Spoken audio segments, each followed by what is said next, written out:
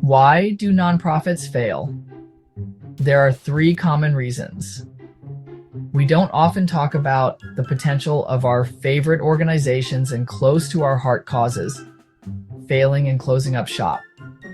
On its surface, the fact that the rate of failure for nonprofit organizations is a bit lower than that of for-profit businesses looks like good news. Like maybe we aren't doing too bad, right? However, I think it is more likely that we simply allow nonprofit organizations to flail and flounder for far longer than we do their for-profit counterparts. That failure looks different sometimes. Before we get into some of the top reasons organizations fail, let's take a glance at the sector itself. Nonprofits in the United States. According to the National Center for Charitable Statistics, there are over 1.5 million nonprofit organizations in the United States. These are the ones that are registered with the IRS. This doesn't include lots of the faith-based organizations and community organizations that don't have status. So, wait, you're probably looking at close to 2 million charitable nonprofit organizations of some kind or another in the United States.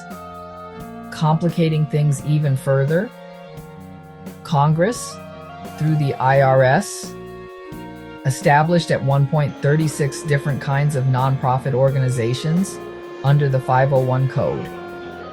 There are still 29, everything from the charitable organizations that most of us typically think about. The American Cancer Society, the Shelter Down the Street, all the way to labor unions, childcare organizations, chambers of commerce, homeowners associations, and volunteer fire companies. The list just goes on.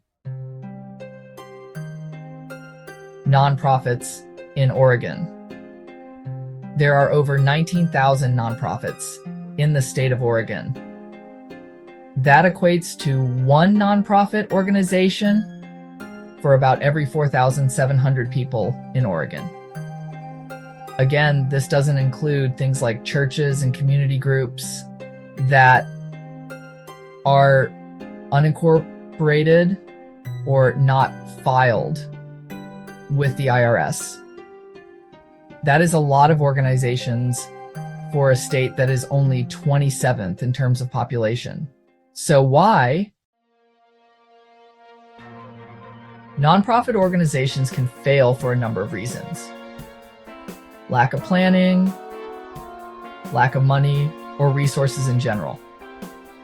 Technical reasons like failing to file required paperwork with the IRS or the state in which they operate. Founders and leaders leave with no one to take their place. This is known as failing to succession plan. Organizations can die from attrition, meaning that there's simply no one stepping in to move it forward. Sometimes organizations fail because they are no longer relevant. Whether the issue that they were addressing has been resolved in some way, well, we can hope, or the manner in which they are operating leaves them behind. Someone else comes along with better resources or a more effective strategy, or simply gains traction in your industry. While we often equate charity with giving and kindness, the nonprofit sector itself can be as competitive as the for-profit. Given the high per capita rate of nonprofits in Oregon, this is an especially important factor to note. While there are lots of different reasons a nonprofit may fail, there are a few reasons that sort of rise to the top, in my opinion, all kind of related to each other. Lack of funding.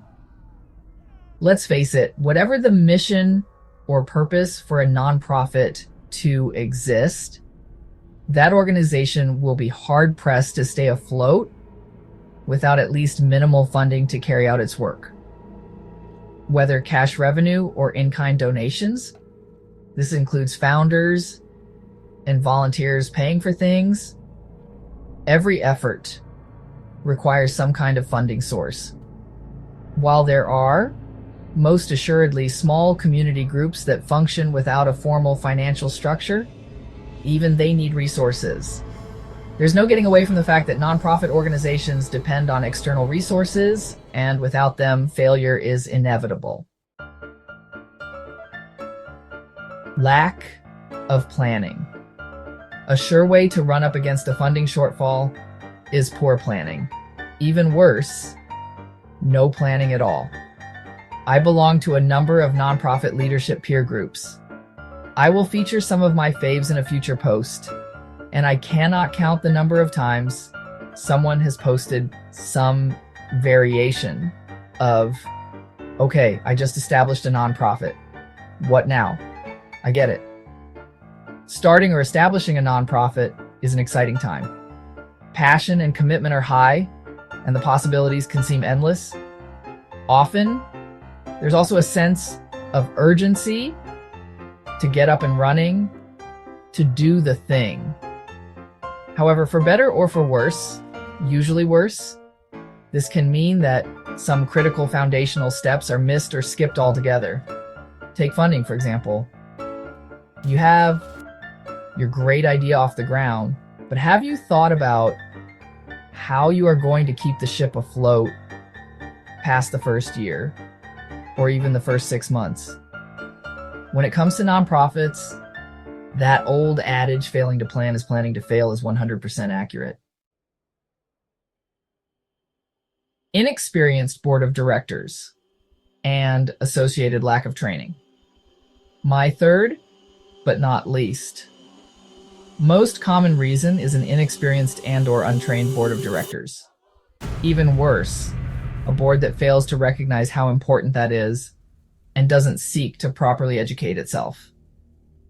No matter the size, no matter the location, no matter the type of nonprofit, there are legal guidelines for how it is expected to function. Ignorance of the law is a sure recipe for disaster, and one not looked kindly upon by authorities. Beyond legal requirements, a board of directors that doesn't understand its role or responsibilities will be overwhelmed and/or not engaged. It will be unable to effectively ensure that the organization carries out its mission and that it has enough resources to do the work. Inexperienced and untrained board members won't be able to fill that critical ambassador role for their nonprofit, engaging community and building supporters. Finally, if an organization has executive staff, or any staff for that matter, an ill-prepared board will be unable to provide the kind of oversight expected of it by the state. The door to potential improper use of resources entrusted to it is not only wide open, but potentially blown completely off its hinges. Establishing a nonprofit organization is not all that complicated.